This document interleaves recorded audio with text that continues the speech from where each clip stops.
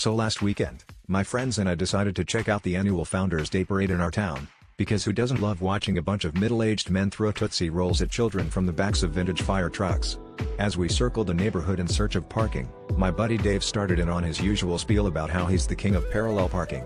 Honestly, I've heard this so many times I think he dreams about squeezing in between two garbage trucks. But this time he upped the ante. He said, "I could parallel park anywhere, I swear. Give me a curb and a challenge."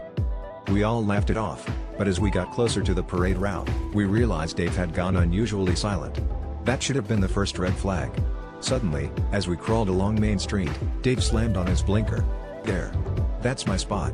I looked where he was pointing, right between the mayor's convertible and her float made entirely of papier-mâché cows.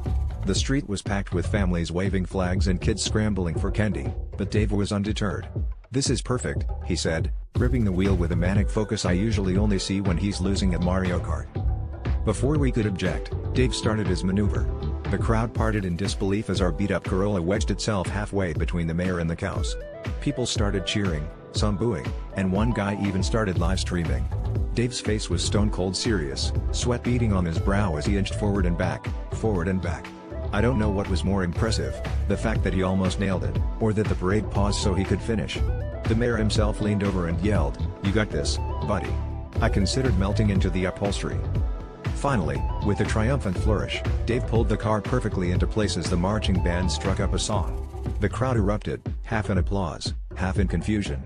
I turned to Dave, who looked smugger than ever, and said, "Congrats, you parked in the middle of a parade. What now?" He grinned, pointed at the float behind us, and said, "Guess I'll just sit here and enjoy my spot in the limelight. I always wanted to be in the parade, but I never thought I'd make it by parallel parking."